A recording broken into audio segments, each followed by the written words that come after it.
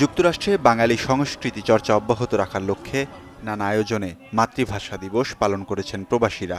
যদিও দুর্যোগপূর্ণ আবহাওয়ার কারণে বাফেলো সহ অনেক স্থানেই স্বল্প পরিসরে অনুষ্ঠিত হয়েছে আয়োজন।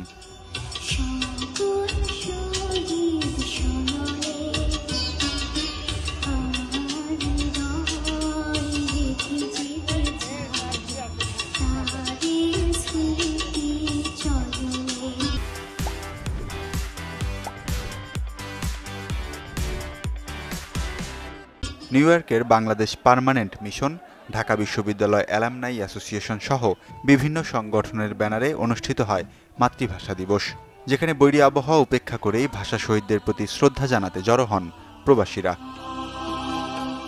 প্রবাসের বুকে যাতে একই স্থানে আমরা একই শহীদ মিনারের পাদদেশে সবাই সম্মিলিতভাবে আমরা শহীদদের প্রতি শ্রদ্ধা নিবেদন করতে পারি, এমন একটা শহীদ মিনার নির্মাণের জন্য আইনগত জটিলতা থাকতে পারে। এই জন্য ব্যক্তিগত উদ্যোগ এটা সম্ভব না, এই জন্য এটা সরকারের দরকার। তত্ত্বাবধায়ক সরকার যদি তারা সহযোগিতা করেন তাহলে এই নিউ ইয়র্কের মতো জায়গায় বিশ্বের রাজধানীতে আমরা একটা শহীদ মিনার স্থাপিত হবে আশা করছি।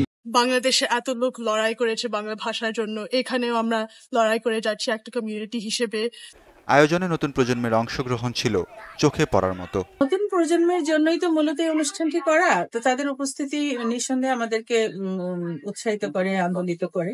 নতুন প্রজন্মের জন্য আমাদের এই আয়োজনটি খুব বেশি গুরুত্বপূর্ণ, কারণ বাংলা ভাষার জন্য আমাদের নতুন সন্তানেরা তাদেরকে আগ্রহী করার জন্য আমাদের এই আয়োজন।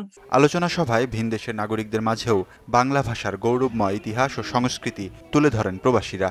It is truly inspirational how people came together and insisted on their own language to be officially recognized and ultimately leading to the birth of a new nation.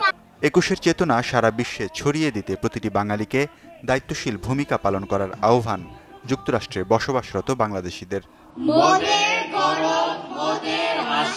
Desk report, channel 24।